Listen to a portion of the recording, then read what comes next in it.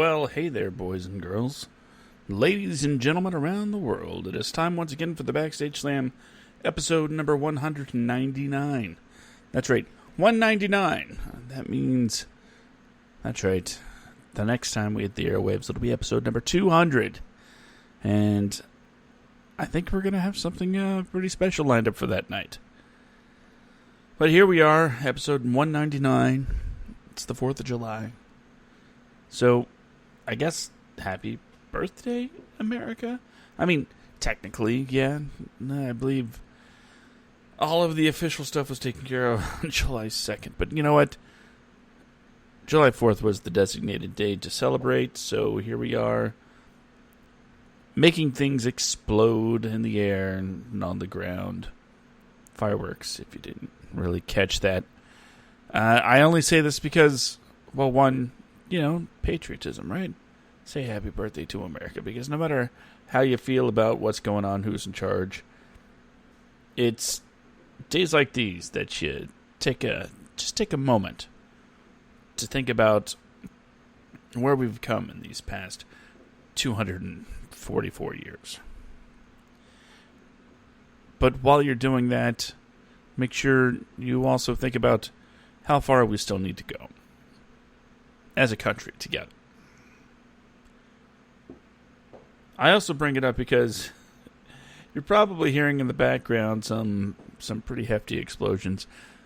Even though fireworks are not exactly legal here in Florida, well, honestly, it's Florida, since when did people worry about little things like the law? So here we are. I'm Josh, by the way, flying solo for the night.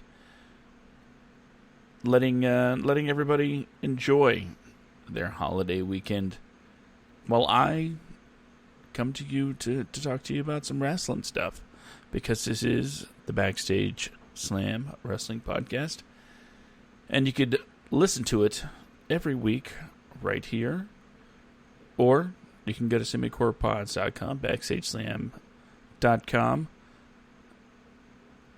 every Saturday night, 10 p.m. Eastern, 6 p.m. Pacific, and 4 p.m. Hawaiian. It's kind of an empty room tonight. Well, I do have something to talk about with you. Before we get into that, I'm going to remind you that if you are one of our downloading listeners, rate, review, subscribe, let people know what you think about the Backstage Slam. If you like the sound of my voice, then by all means check out semicorestudios.com and all the other podcasts that I do, like the Wadcast.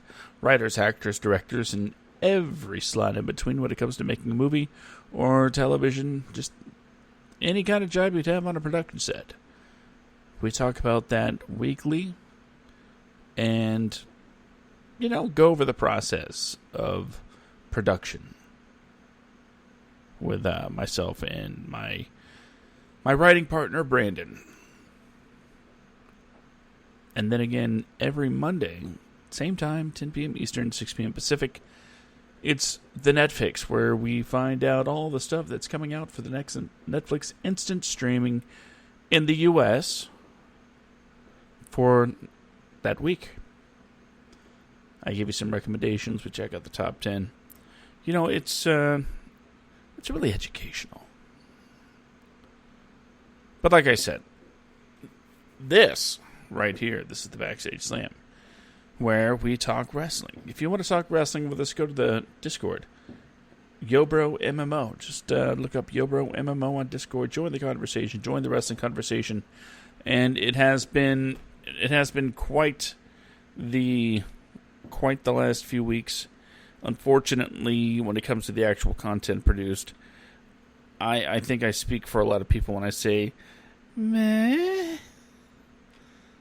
Although, when it comes to NXT and AEW, the guys that are going head-to-head, they are once again producing some of the best wrestling in the world. And I don't think that's really a surprise. At least, it shouldn't be a surprise to anybody listening to this show, because, well, you know how we feel about those guys. If Ben, by the way, Ben, hope you feel better buddy. Really miss you. Definitely need you back for episode 200. So you can, guide people through my meanderings and endless rambles. But, Ben, I just wish you were here so we could talk about some New Japan.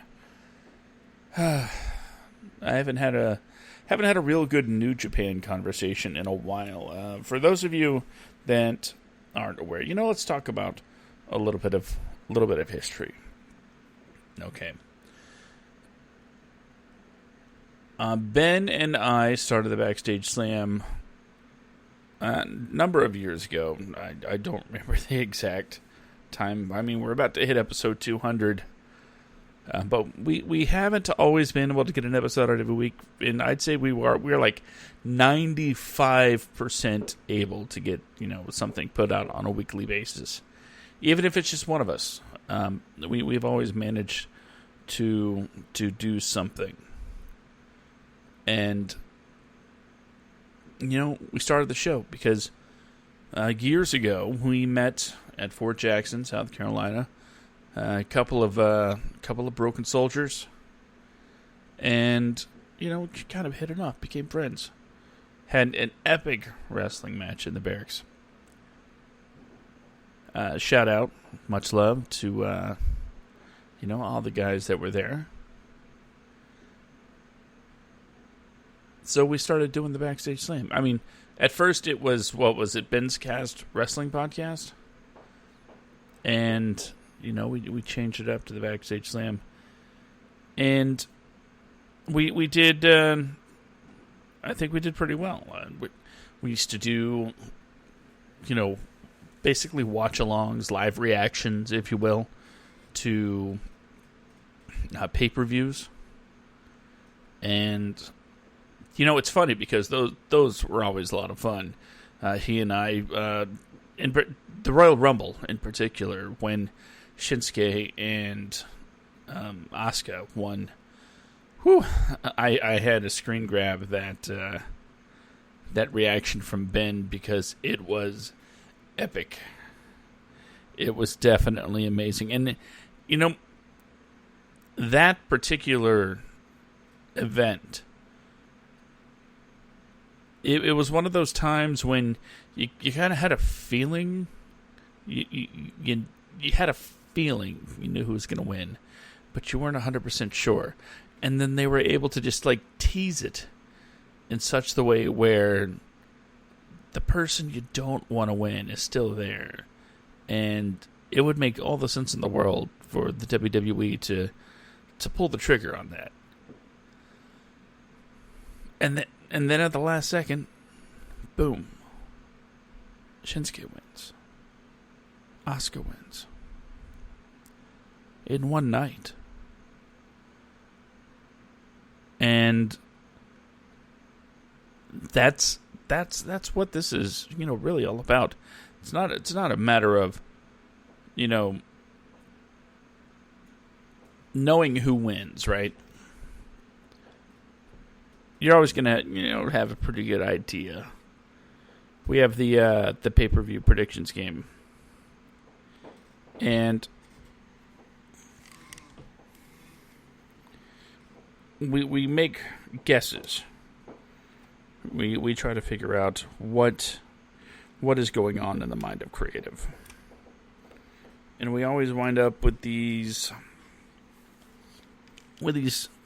different scenarios. Sorry, I had to fix my headphones. With these different scenarios running through our heads, and we get wrapped up in our own thoughts, start overthinking things.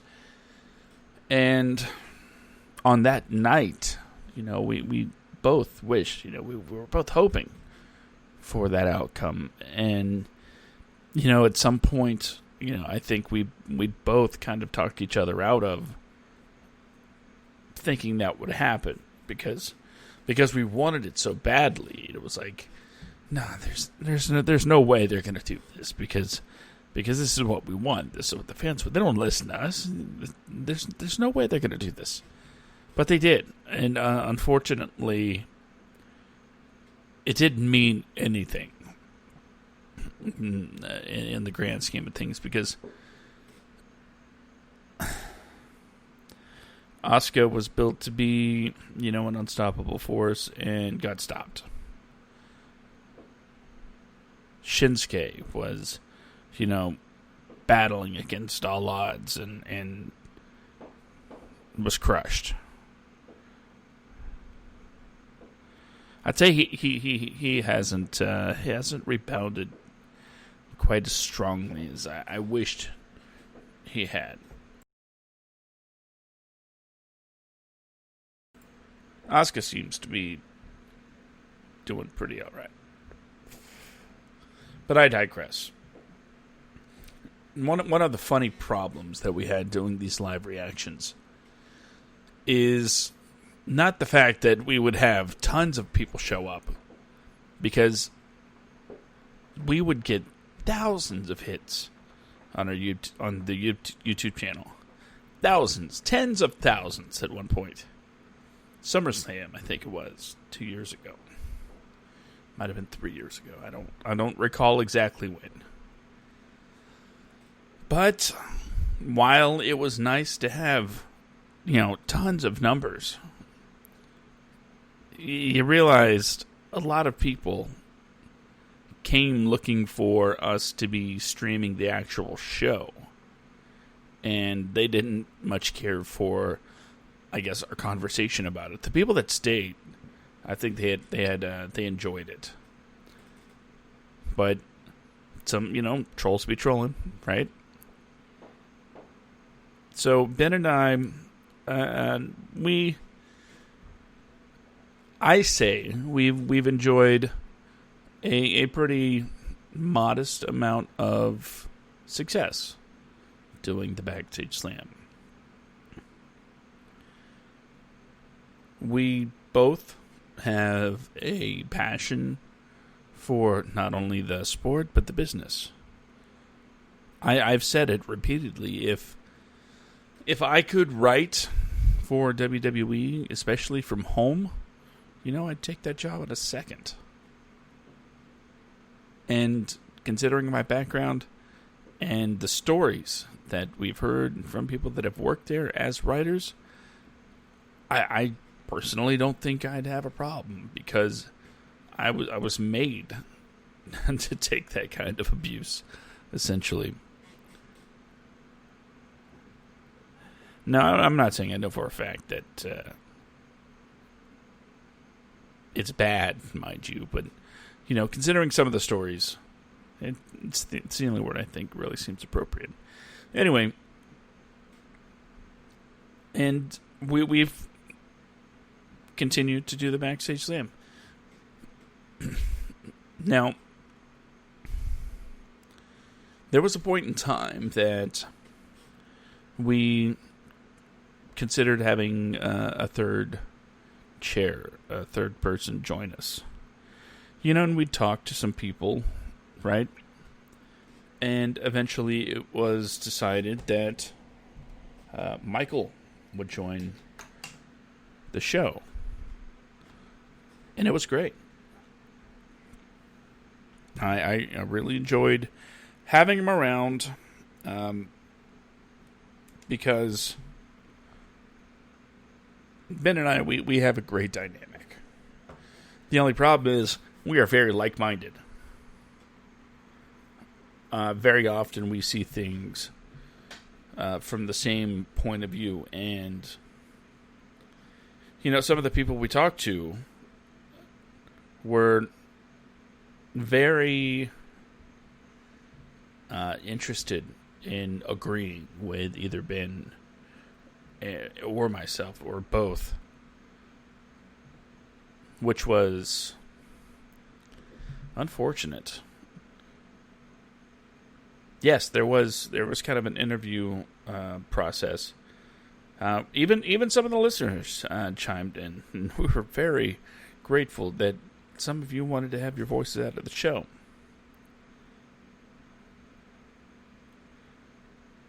But then again, there's some people that didn't listen to the show that just didn't quite get what we were going for.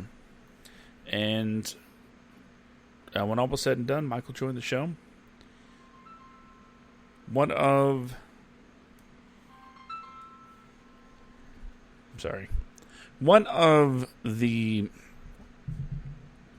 downsides, of course, of having three people is three different schedules to work around.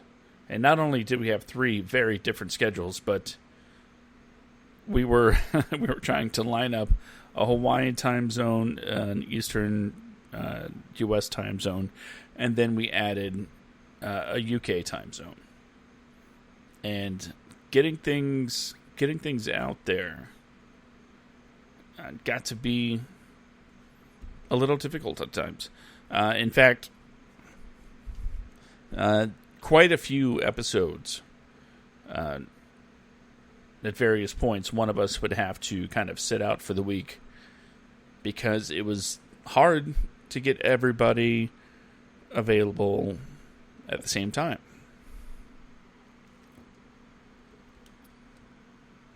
Which was unfortunate because I think when the three of us got together and we were all able to talk about wrestling, we each brought, a pretty interesting viewpoint.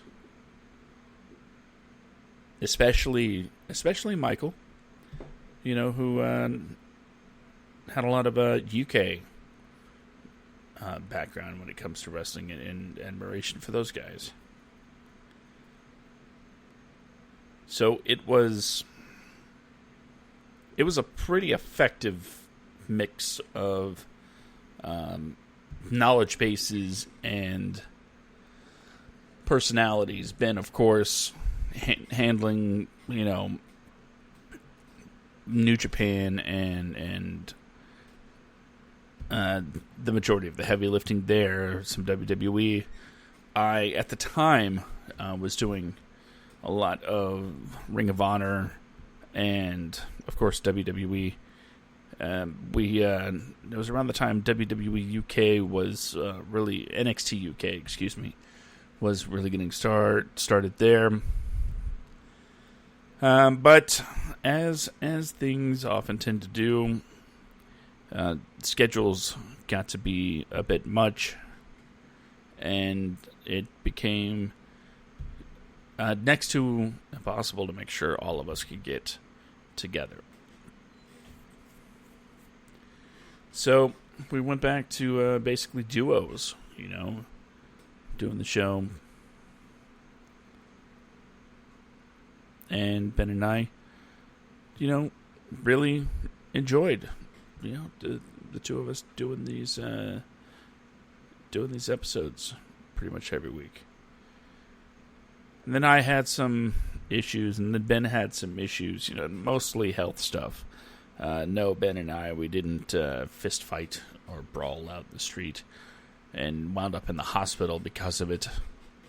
No, nothing like that.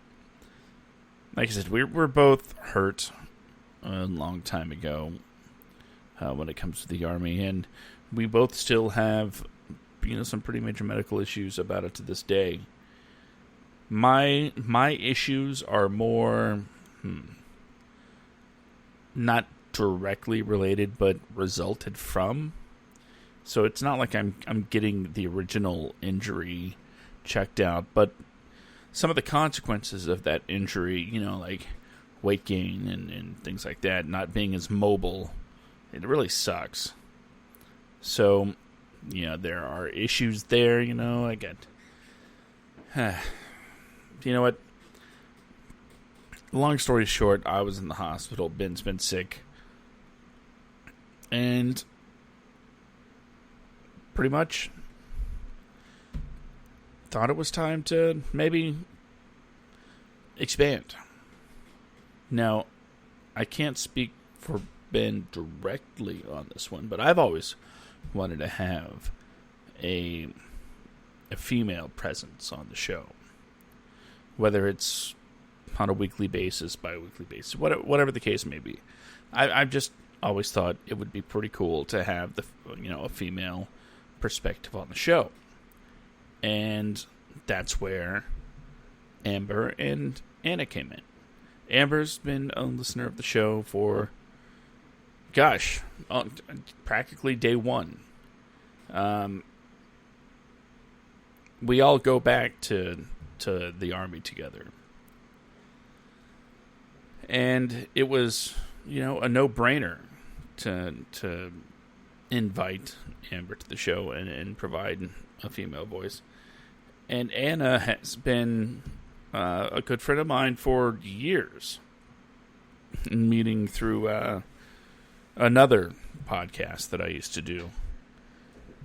And she's always been a wrestling fan, kind of waned out of it a little bit, but, has come roaring back and has become the resident expert when it comes to WWE reality TV. Yeah, we give her a hard time about it, but you know what? It's better to have somebody on the show that does watch it than not. And just the fact that she loves it so much is pretty cool.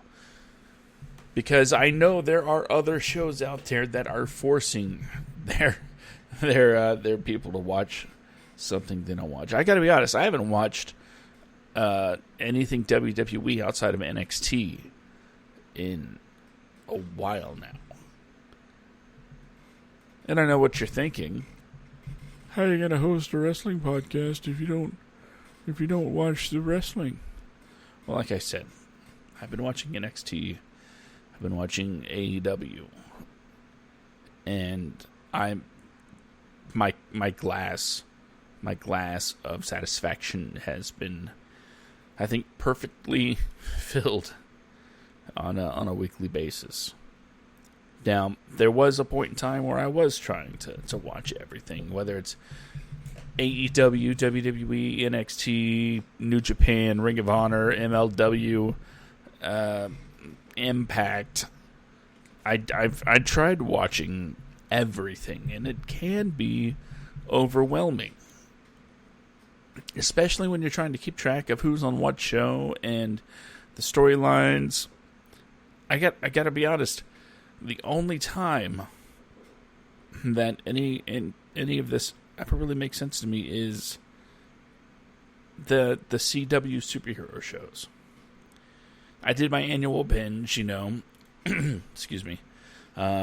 Arrow, Flash, Supergirl, DC's Legends of Tomorrow, and now Black Lightning. No, I did not watch Batwoman. I did watch the one episode for Crisis. By the way, Crisis was amazing. But taking all of these shows and trying to watching them in a particular order so I can keep track of the storylines and keep track of the character arcs and make sure it's a lot. And you're doing this so when you get to the crossover, you can do it in the right order so everything makes sense. Now, fortunately, or unfortunately, depending on your viewpoint, watching wrestling is a lot like that. Except there's no crossover, really, except for, the WWE, Raw, SmackDown, and NXT thing. And I will say it again, because I've been screaming this from the mountaintops for a long time. Okay? Everybody should get together once, maybe twice a year, and just do something. There should be a big WWE versus New Japan Pro Wrestling show. There should be a big WWE versus AEW show. Why not? Why not? What is the purpose of keeping these companies separate at this point? Marvel and DC crossover all the time. Xbox and PlayStation have crossover, crossplay. Hell, even Democrats and Republicans, contrary to popular belief, cross over from time to time and do something together. Vince, I know you listen to us. we're your favorite wrestling podcast. I know this to be true. Based entirely on a gut feeling that I have. But why?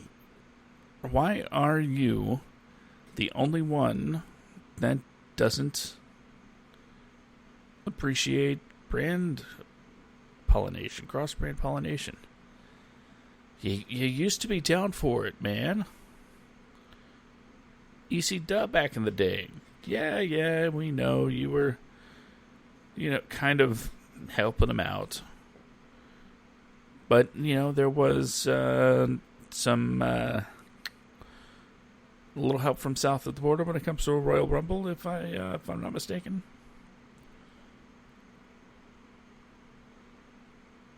So the idea of it is not new to Vincent Kennedy McMahon. It's just kind of gone out the window. I thought maybe the direction that everything was going would have... I based it on the tournaments that they'd been doing. The Cruiserweight Tournament, the Mae Young Classic. Inviting, indie people or unsigned talent and showcasing them. Zack Sabre Jr. Zack Sabre Jr. wrestled in an NXT ring. Kota Ibushi.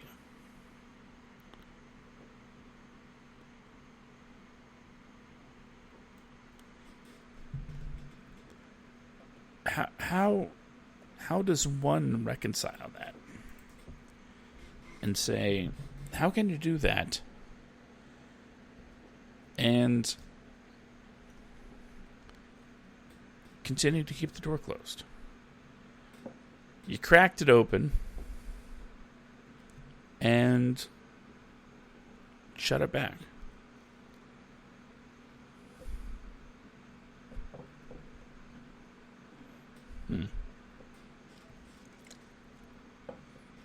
Wrong cup. Much better. So, I kind of went off on a tangent there. I was talking about the history of the Backstage Slam. Got off on a tangent. My apologies. But I guess, and talking about when the ladies joined the show, that really is, caught up to where we are. We are kind of rolling 4 deep. It doesn't mean that we're going to have 4 people rolling every week. It would be cool, but, it's not feasible. Because we are a Saturday night show. And, quite frankly, some of us do have lives outside of podcasting. I'm not one of them, but some of the other people do. So Saturday night's a prime time to go out and spend time with a loved one. Now, generally, I'm hanging out with my kids, but there's a reason, we have the 10 o'clock time slot, because,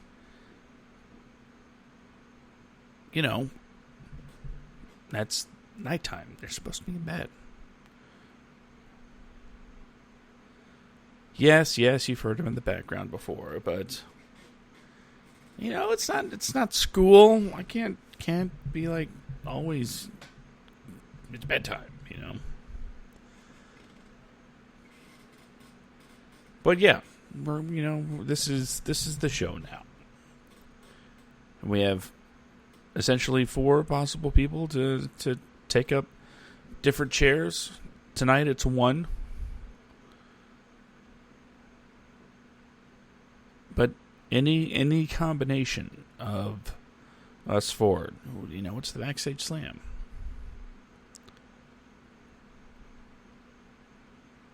And that's what we do. Okay, I think I'm done boring you all with a history lesson of the Backstage Slam. I have no doubt I'll hear about the things that I got wrong from some of you on Twitter, which you can reach me at SkidComic or at Semicore Studios. And if you feel like you need to, tell on me to Ben, it's at YoBroMMO on Twitter. So there is one thing I wanted to talk about tonight. Completely wrestling related. In fact, it's in the description of tonight's show. The history lesson was not. So let's get to that topic of discussion, which is being the 4th of July. I wanted to talk about some of the most, some of the most patriotic wrestling gimmicks and where my thoughts lie with some of them. Some of them are going to be pretty obvious. Some, you'd be like, yeah, I guess so. But I think, and off the top of my head, like 5 or 6 overtly super America gimmicks. I don't know whether to put one of them on there twice. You know what? I'm going to go ahead and start with the All-American American. Now, Jack Swagger was definitely patriotic, but patriotic to a hopeless xenophobic degree. It was cringy to watch as he would go on his tirades, and he and Zeb Coulter claiming to be what was it, true Americans or something like that, the real Americans, and we the people. It gotta say it hurt as a person, especially when it he's the bad guy. He starts getting traction in certain towns. Like, yeah, these guys got a point. It's like, no, you're not supposed to think that at all. They're the bad guys. And eventually, we'll just say eventually it went away. Even though, yeah, there was a bit of a push. But at the end of the day, he wound up in AEW, and we the people didn't have to see that anymore. You know what? I'm going to go ahead and pull up this list that I got. Yeah, Jack Swagger's on there, number 8. I looked at the Goliath.com. I want to talk about the U.S. Express, the team of Mike Rotunda and Barry Windham. You might know these guys. If you don't, you certainly know their kids if you're listening to this show. But they were formed to feud with Nikolai Volkov and the Iron Sheik, losing the tag team titles to Dastardly Duo at the very first WrestleMania before regaining them a few months later. Wyndham left and went back to WCW, leaving Rotunda and Dan Spivey to form the American Express, which was by far less successful. The Patriots. I don't recall the Patriots. The Patriots are remembered for wrestling fans. He got a title shot on pay-per-view. As a result, the Patriot was unsuccessful in dethroning Bret Hart, but continued to feud with the Hart Foundation.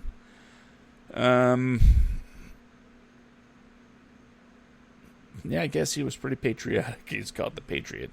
Jack Swagger, Lex Luger, the U.S. Express. Made in the USA Lex Luger. The narcissist Lex Luger. Did a body slam challenge on the deck of the USS Intrepid Lex Luger. The Lex Express went and inspired Americans. Wow. It's almost easy to forget Lex Luger because, I honestly, I don't know. It has Sergeant Slaughter. He was definitely on my short list of, patriotic wrestling gimmicks. But unfortunately, the stories that I've heard over the years recently where he continues to stay in character, talking about service, during Vietnam, when in reality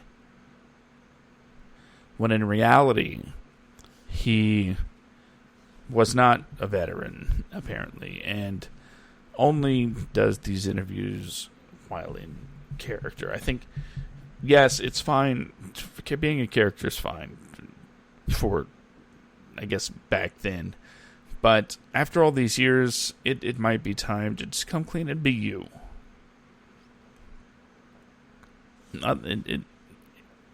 There's something just not cool about saying that you were a Vietnam vet when you weren't. I'm just saying, even if it's a character you played, because you don't see, Charlie Sheen saying I was a Vietnam vet.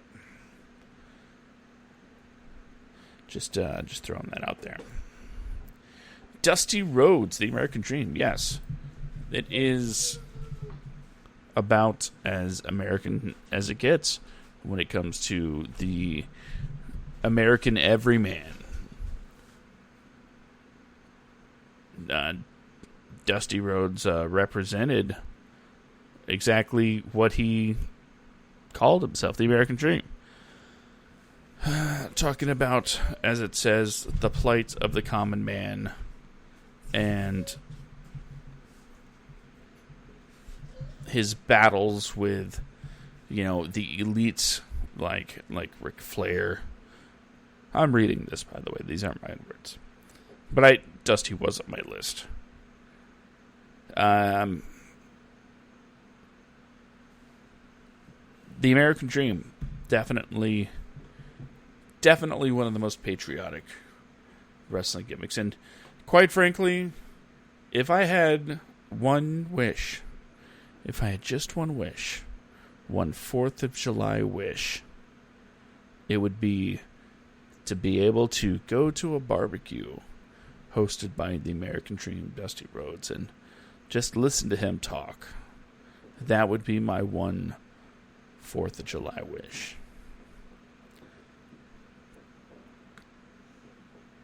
We do have some space in our hearts for Hacksaw Jim Duggan, while, on the surface, he's one of those guys where you like patriotism and Hacksaw. He did become quite the USA cheerleader, hanging around with the Hulkster. And he'll march down to the ring with flag in hand and do his, just doing what Hacksaw does.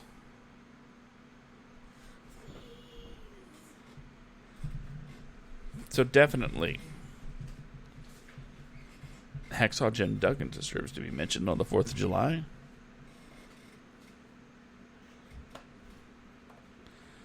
John Cena. John Cena was also on my list because you got a guy that went from the doctor of thugonomics to let's respect the troops. Yeah. Nothing wrong with his message, by the way. But it was, quite the shift. Wasn't it around the time of the recording of The Marine? If I'm not mistaken, the gimmick changed right around that time. Started doing the salutes, and really paying homage and really playing to, a military base.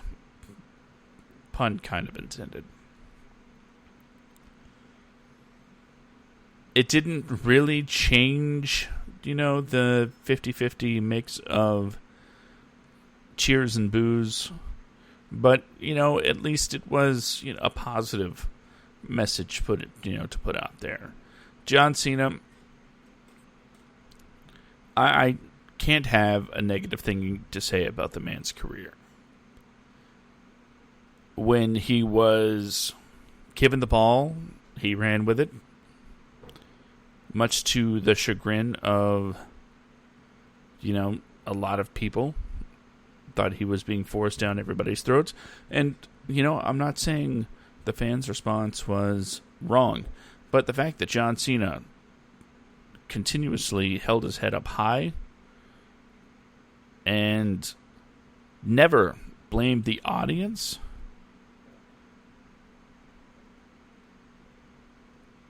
that has a lot of respect for my book. And when he, say, the second half of his career went from putting on the John Cena matches that everybody has grown to know and actually started putting in some of the best matches of his career. Again, respect went up. It was less of a Superman John and more of a, I don't know, at some point he just wanted to show everyone that he could put on a damn good match. And he did. So John Cena, patriotic gimmick? Yeah, for sure. Now, there's only two left. One of them, I think, could kind of be split up into two. And I don't need this website to tell me what those two are, so I'm not even going to bother with that anymore. But who should I talk about first? You know what? I'm going to go with Mr. America. Mr. America. The hooded, superhero-ish wrestler that was the embodiment of, American pride. Right? That's Mr. America. And he bore a very close resemblance to Hulk Hogan. Now, Hulk Hogan, in his own right, say your prayers, eat your vitamins. And I'm glad to live in the US of A, brother. Yeah. Hulk Hogan did have a, yeah. But I'm just going to give it to Mr. America in this number 2 spot. Sorry, Hulkster. Just too much stuff has happened.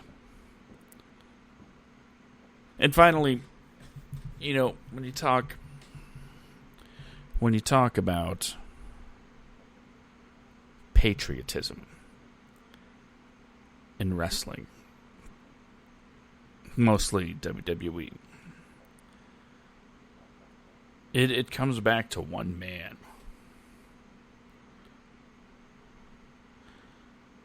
One man that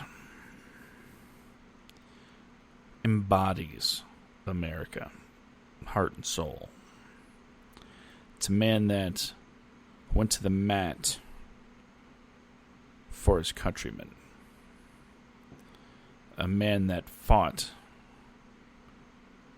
against countless, there's probably a count, but I don't know what it is, countless other countries to bring glory to the Stars and Stripes. And he did it all with a broken freaking neck.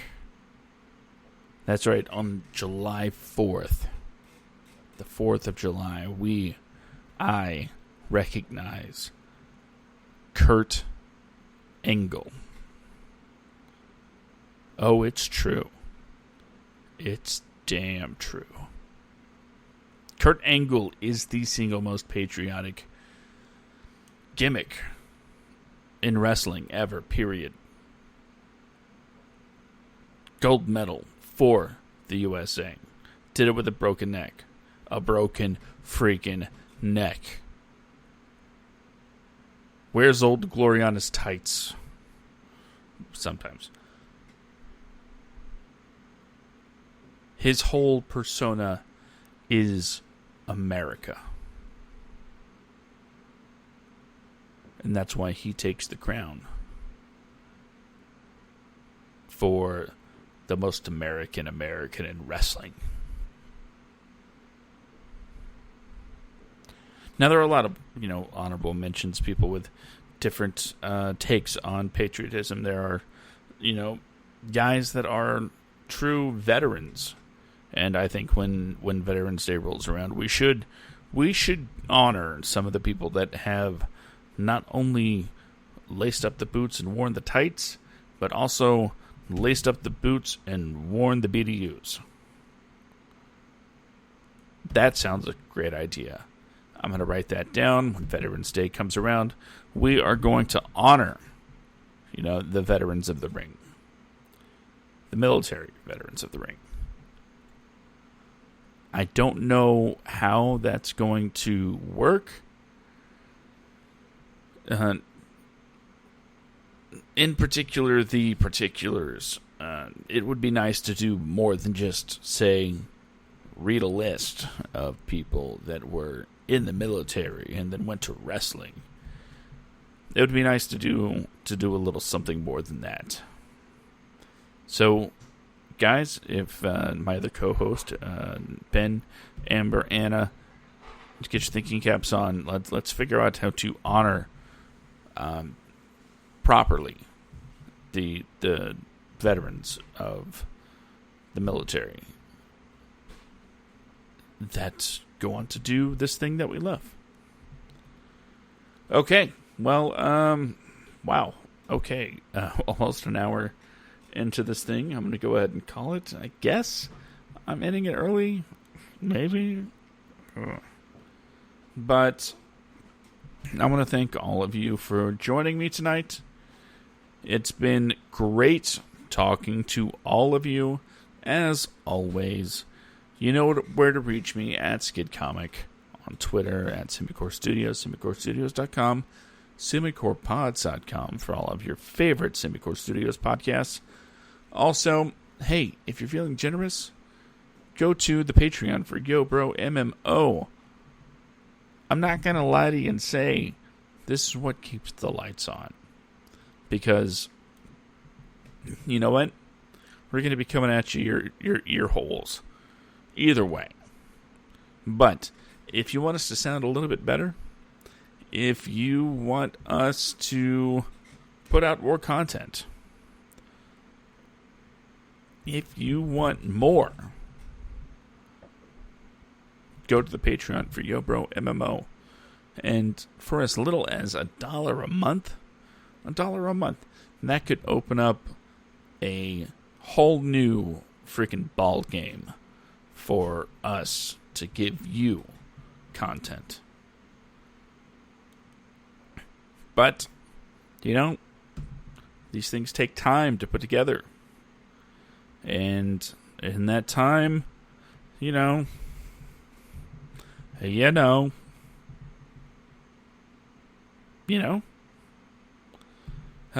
anyway, I hope everybody has a wonderful 4th of July weekend. Whether you celebrate it or not, I just hope that whatever happens in your life, it's good. And really, the only thing left to say is,